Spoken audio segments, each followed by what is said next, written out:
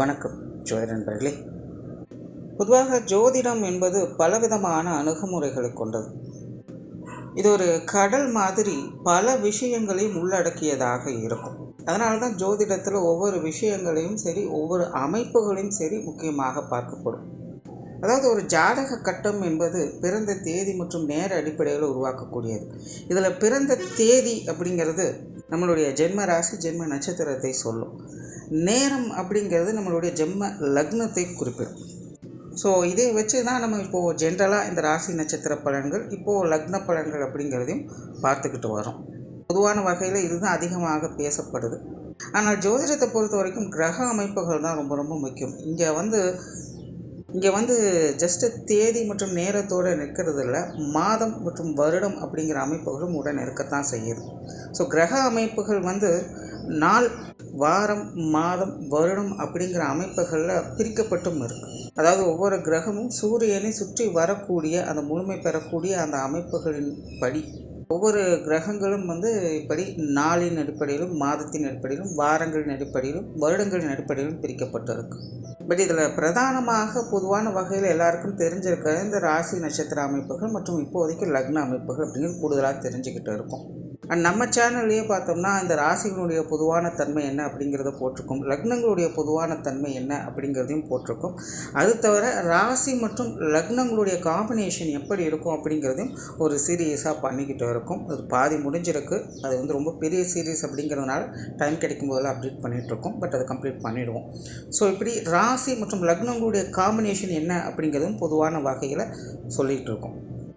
இன்னும் கூடுதலாக சில வருடங்களுடைய அமைப்புகள் எப்படி இருக்கும் அப்படிங்கிறத கூட நம்ம சேனலில் வீடியோஸை போட்டிருக்கோம். குறிப்பிட்ட இந்தந்த வருடங்களில் பிறந்தவங்களுடைய நிலைகள் இப்படி இருக்கும், இந்தந்த வருடங்களில் இந்த ராசிகளுடைய நிலைகளில் இப்படி தான் இருக்கும் அப்படிங்கிற மாதிரியான வீடியோக்கள் கூட நிறையவே போட்டிருக்கோம். எல்லாத்துக்குமே பிளேலிஸ்ட் டிஸ்கிரிப்ஷனில் இருக்குது, பார்க்காதவங்க செக் பண்ணி பாருங்கள். அந்த வரிசையில் இனி மாதங்களுடைய அமைப்புகள் எப்படி அப்படிங்கிறத பற்றி தான் பார்க்க போகிறோம். பொதுவாக இந்த ஜோதிடத்தை பொறுத்த வரைக்கும் மாதம் அப்படிங்கிறது ரொம்ப ரொம்ப முக்கியம். பட் அது பெரிதாக யாரும் கண்டுகொள்றதில்லை. ஏன் அப்படின்னா, மாதம் அப்படிங்கிறது சூரியனுடைய அமைப்பை வச்சு சொல்லக்கூடியது. இங்கே சூரியன் தான் எல்லாத்துக்குமே பிரதானம். சூரியனை மையமாக வச்சு தான் எல்லா கிரகங்களுமே இங்கே சுற்றி வந்துக்கிட்டு இருக்குது. அப்போ இந்த சூரியன் பாயிண்ட் பண்ணக்கூடிய இந்த மாதம் அப்படிங்கிறது ரொம்ப ரொம்ப முக்கியமானது. அப்படி இந்தந்த மாதங்களில் பிறந்தவங்களுடைய வாழ்க்கை நிலை பொதுவான வகையில் இப்படித்தான் இருக்கும் அப்படிங்கிறதும் ஒரு பொதுவான கருத்துக்கள் இருக்குது. அது என்னென்ன அப்படிங்கிறத பற்றி தான் இந்த பதிவுகளை நம்ம பார்க்க போகிறோம். பட் மாதம் அப்படின்னு வரும்பொழுது எனக்கு சில கன்ஃபியூஷன்ஸ் இருக்குது. என்னென்னா, பெரும்பாலான மக்களுக்கு தெரிஞ்சது ஆங்கில மாதம் தான். பட் ஜோதிடம் பிரதானமாக செயல்படுறது இந்த தமிழ் மாதங்களை வச்சு தான். அதாவது சூரியன் ஒவ்வொரு ராசிக்குள்ளேயும் 30 நாட்கள் இருக்கும். அந்த கால அளவை தான் தமிழ் மாதங்களாக வகுத்து வச்சாங்க. ஆக்சுவலாக சூரியன் எந்த ஒரு கிரகங்களையும் சுற்றி வட்டாது, பூமி தான் சூரியனை சுற்றி வந்துக்கிட்டு இருக்கும். பட் பூமியில் இருந்து பார்க்கும் பொழுது சூரியன் பூமியை சுற்றி வர மாதிரி ஒரு தோற்றம் கிடைக்கும். அப்படித்தான் 12 மாதங்கள் அப்படிங்கிறது ஒவ்வொரு ராசியின் அடிப்படையில் அது மாறிக்கிட்டு வரும். அப்படி சூரியன் ஒவ்வொரு ராசிகளில் இருக்கும்பொழுது அது ஒவ்வொரு மாதங்களாக தமிழில் வகுத்து வச்சிருக்கப்படும். அப்படி அந்தந்த மாதங்களுக்கு சூரியன் நிலைகளின் அடிப்படை குறிப்பிட்ட சில பொதுவான விஷயங்கள் அப்படிங்கிறது அந்தந்த மாதங்களில் பிறக்கக்கூடியவங்களுக்கு அமையப்பெறும். பட் நம்ம எல்லாத்துக்குமே ஃபெமிலியராக இருக்கிறது ஆங்கில மாதம் தான். இன்னும் நிறைய பேருக்கு தமிழ் மாதங்களுடைய பெயர்கள் கூட என்ன அப்படிங்கிறது தெரியாது. அதுதான் நிதர்சனம். தமிழ் மாதத்துக்கும் ஆங்கில மாதத்துக்கும் கிட்டத்தட்ட 15 நாட்கள் வித்தியாசம் இருக்கும். பட் எல்லாத்துக்கும் ஃபெமிலியராக இருக்கிறது ஆங்கில மாதம் அப்படிங்கிறதுனால இந்த மாத பதிவுகளை 2ஆக பிரித்து போடுவேன். அதாவது ஒவ்வொரு மாதத்திற்குமே 2 பதிவுகள் வரும். அதாவது ஆங்கில மாதப்படி முதல் 15 நாட்கள் ஒரு பலன் இருக்கும், 2வது 15 நாட்கள் இன்னொரு பலன்கள் அப்படிங்கிற மாதிரி வரும். பட் அது ரெண்டுக்குமே நிறைய வேரியேஷன்ஸ் அப்படிங்கிறதும் இருக்கும். அண்ட் எப்பவும் சொல்லக்கூடிய விஷயம்தான் இங்கே சொல்லக்கூடிய விஷயங்கள் எல்லாமே பொதுவான வகையில் அவங்களுடைய லைஃப்பில் க்ராஸ் பண்ணி வரக்கூடிய விஷயங்களாக அது இருக்கும். அவங்களுடைய லைஃப்பில் ஒரு முறையாவது இந்த மாதிரியான சமாச்சாரங்களை அவங்க அனுபவிக்க வேண்டியதாக இருக்கும். அப்படி ஒவ்வொரு மாதத்திற்கும் என்ன மாதிரியான பொது பலன்கள் இருக்குது அப்படிங்கிறத மேற்கொண்டு பார்க்கலாம்.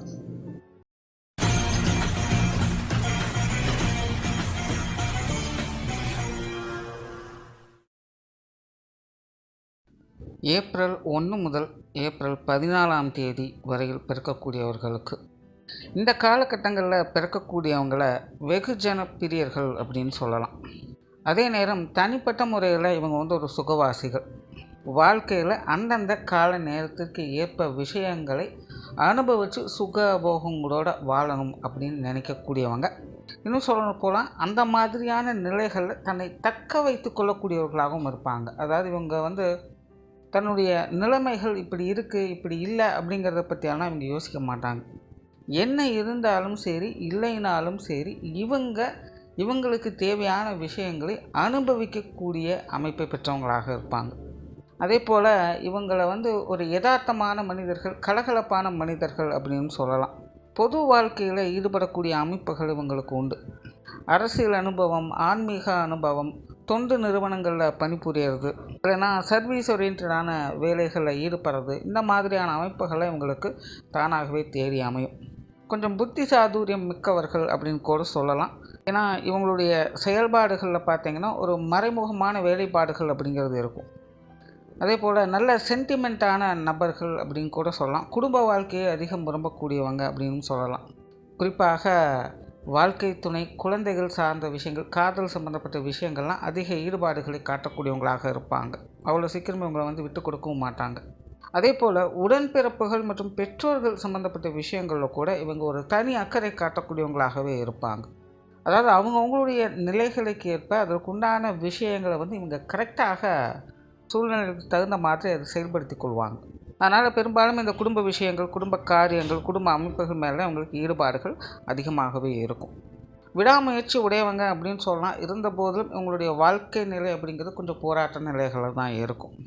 நிறைய விஷயங்கள் கை கெட்டியது வாய்க்கெட்டலை அப்படிங்கிற மாதிரி உங்களுடைய வாழ்க்கையில் பார்க்க முடியும். அடிக்கடி இந்த மாதிரியான விஷயங்கள் ஏதோ ஒரு சூழ்நிலைகள் மூலமாக சந்திப்பாங்க. அதே போல் பிரயாண விரும்பிகள், ஊர் சுற்றக்கூடிய அமைப்புகள் இவங்களுக்கு நிறையவே ஏற்படும். இவங்களால் வந்து ஒரு இடத்துல நிலையாக இருக்கவே முடியாது. ஏதோ ஒரு பக்கம் இவங்களை வந்து நகர்த்தி கொண்டே இருக்கும். இவங்களை பொறுத்த வரைக்கும் ஒரே இடத்துல ரொம்ப நேரமாக இருக்காங்க அப்படின்னாலே அதுவே ஒரு பெரிய விஷயமாகத்தான் இருக்கும். ஸோ நார்மலாகவே வந்து இவங்க ஒரு நதி போல் வந்து ஓடிக்கொண்டே இருப்பவங்க. அதனால் ஏதோ ஒரு பக்கம் போய் வந்து கொண்டு இருக்கக்கூடிய அமைப்புகள் இவங்களுக்கு அதிகமாக ஏற்படும். அப்படி இல்லைன்னா சிலருக்கு பார்த்திங்கன்னா வெளிநாடுகளில் போய் வசிக்கக்கூடிய அமைப்புகள் அப்படிங்கிறது ஏற்படும். இவங்களுடைய கம்யூனிகேஷனில் பார்த்திங்கன்னா ஒரு இரட்டைத்தன்மை இருக்கும். இவங்க வந்து பெரும்பாலும் கொஞ்சம் பட்டும்படாமல் தான் பேசுவாங்க. எதையுமே வந்து முடியும் அப்படின்னு சொல்ல மாட்டாங்க, முடியாதுன்னு சொல்ல மாட்டாங்க, பார்த்துக்கலாம் அப்படின்னு தான் சொல்லுவாங்க. ஸோ அந்த மாதிரி பேச்சுவார்த்தைகளை ஒரு இரட்டைத்தன்மையை பார்க்க முடியும். சொத்து சுகங்களுடைய அமைப்பு, பொருளாதார ரீதியான இவங்களுடைய வாழ்க்கை முறை, இது எல்லாமே பார்த்திங்கன்னா கொஞ்சம் ஸ்டெபிளாக இருக்கும். பெரும்பாலும் ரொம்ப பெரிய லெவலுக்கு போவாங்க அப்படின்னு சொல்ல முடியாது, அதுக்காக ரொம்பவுமே கீழ்நிலைக்கு போயிடுவாங்க அப்படின்னு சொல்ல முடியாது. ஸோ நார்மலாகவே தேவைக்கேற்ப இந்த விஷயங்கள் அமையக்கூடிய அமைப்புகள் இவங்களுக்கு உண்டு. அதே போல் இவங்க வந்து காதல் பிரியர்கள், காதல் திருமணங்கள் இவங்களுக்கு கை கொடுவதற்கான வாய்ப்புகளும் அமையும். தொழில், வேலை, உத்தியோகம் சார்ந்த விஷயங்கள்லாம் பெரும்பாலும் இது வந்து கொஞ்சம் மிக்ஸான நிலைகளில் தான் இருக்கும்.